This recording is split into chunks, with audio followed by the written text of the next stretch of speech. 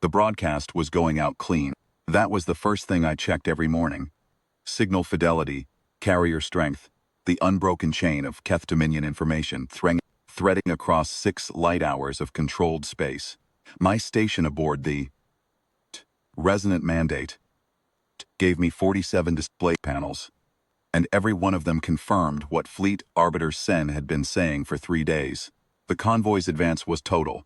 Its documentation was perfect, and the 43 client worlds in this corridor were receiving the imagery in real time. 340 Dominion warships in formation. The numbers, the scale, the message. This was how the Keth Dominion made war. Not with the first shot, with the broadcast of the first shot. By the time an enemy understood what was coming, the Dominion's signal net had already written the outcome into every archive within range. I was good at this work. I had spent 19 years calibrating the signal. I believed in the signal. At World Dark 740, Panel 31 returned a contact that didn't belong. I almost dismissed it. The signature was faint. Edge of the net, 6 light hours out, put it well beyond the convoy's flanks. I ran the standard classification pull, the archive queried ship registry, hull profile matching, engine emission signature, last known traffic in this corridor. It returned 412 possible matches, which in Dominion signal work means it returned nothing. 412 possibles is the archive's way of saying, the shape doesn't fit any of the bins.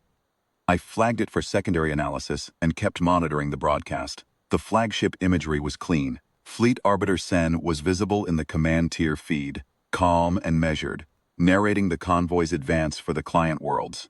This was the part of the job I had trained for. Keeping that image pristine, keeping the numbers clear, making sure every receiver in 6 light hours understood that the Keth Dominion's information was the only information. Panel 31 updated. The contact had closed to 4 light hours. I stared at that for a long moment. 412 possible matches had narrowed to 1. And then the archive flagged that single match as unverified. Source unknown, data integrity 0, which meant archive had found a file and immediately questioned whether the file was real. I pulled the hull profile estimate.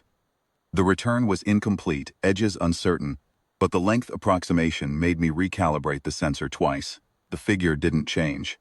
4.1 kilometers, a single hull. Moving at a velocity that put its transit time from edge of net to convoy. Intercept at roughly 11 minutes if it didn't decelerate. It was not decelerating. I opened a priority channel to the Fleet Arbiter's tactical station and kept my voice steady. Signal Arbiter Soveth.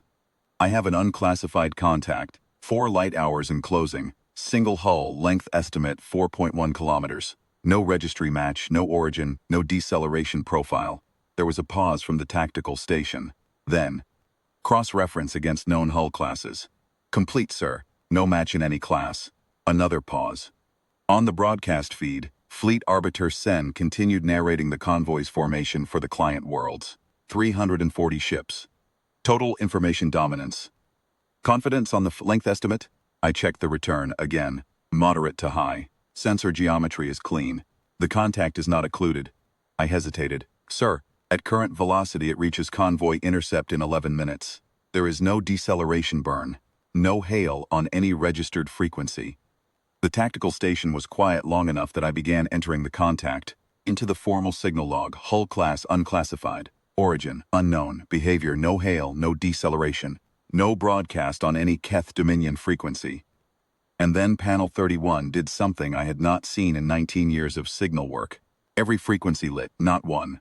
Not awful channel, not a broadband pulse, not even the full standard comms sweep the Dominion used for system-wide announcements. All 1,400 registered Keth Dominion carrier frequencies, simultaneously from the same source. The contact was broadcasting on all of them at once, overriding every channel, clean and strong, signal fidelity perfect, as though the source had known our entire frequency architecture before it arrived. On my 47 panels, the convoy's broadcast vanished.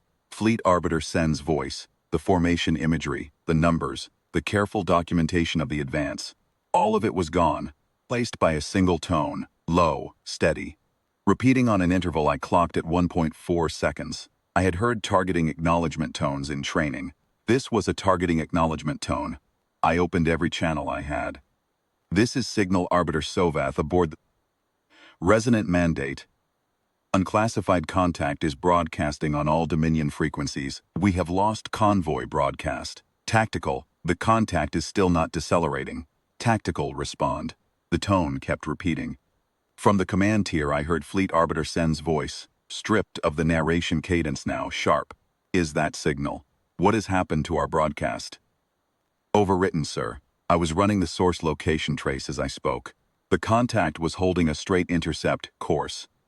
It had not altered heading since first detection. The contact is broadcasting on all 1,400 of our carrier frequencies simultaneously. I cannot restore convoy broadcast while the source signal is active. It is occupying every channel we have. Jam it. I'm attempting, sir. I was. The Dominion signal suppression architecture was the finest in this region of space. 43 client worlds received our frequencies because nothing else could compete with our carrier strength. I ran the suppression sequence, full power across all bands.